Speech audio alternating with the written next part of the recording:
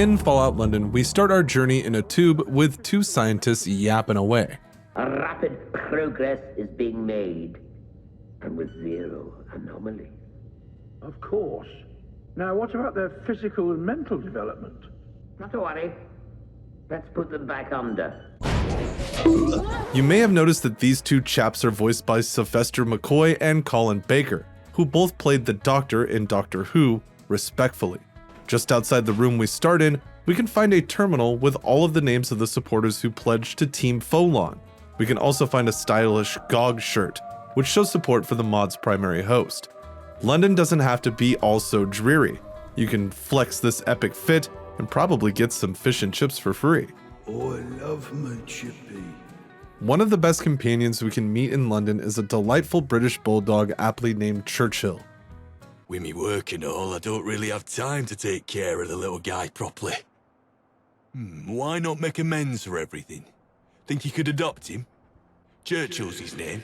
Clearly acting as a replacement for dog meat, this little guy will undoubtedly pull his weight during the journey in the square mile.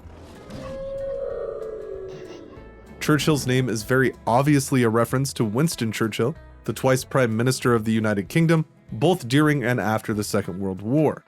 At least with Churchill by your side, you have someone to share that delightfully addictive dog food that seems to litter London. One thing Fallout has always lacked is the ability to climb ladders freely. In the classic games, we would climb ladders to enter other map cells. The same goes for the games after Bethesda took over.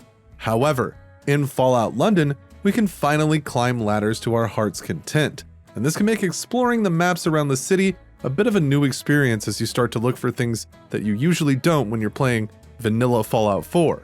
While it can be easy to get lost around London, knowing that you can climb these ladders will help out immensely when the fog rolls in and you happen to spot one off in the distance.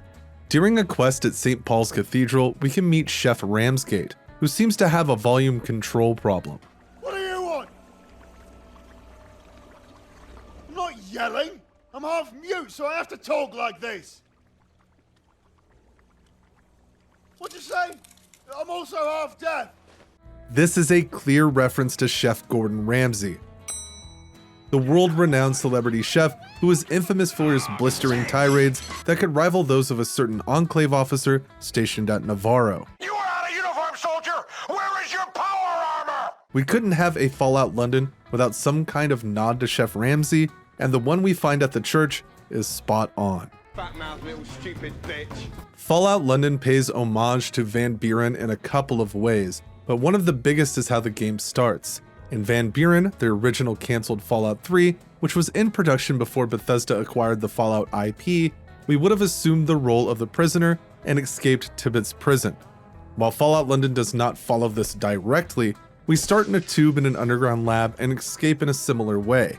While that is a bit of a stretch, what ties these two projects together is the starting outfit of the Wayfarer, which is based on the concept art and design documents for what we would have seen in Van Buren for the prisoner.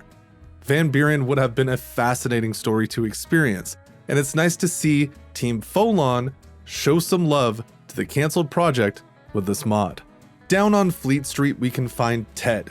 Ted is a barber, and upon inspection, something is quite amiss with his shop. Regardless, we can get a haircut here from Ted and even visit Mrs. Miggins next door for some meat pies. This refers to Sweeney Todd, the demon barber of Fleet Street. After being sent away for a crime he didn't commit, he comes back sickened with madness and claims the lives of many customers, while Miss Lovett uses the bodies to make pies. Mrs. Miggins' name refers to a character of the same name who appears in Series 3 of the famous British sitcom Black Adder. Another tremendous Easter egg that can be found just wandering the streets of London. After the train crash, we can meet up with Gaunt, Well, well, well. If it isn't the lab rat. who will allow you to join him and his friends as you go further into London. Otherwise, you can stick it out with me and my mates. We help you out, you help us out. If we accept his offer, he will give the Wayfarer Balisong, which is another name for a butterfly knife. Here, take this for the road. Its best days are behind it.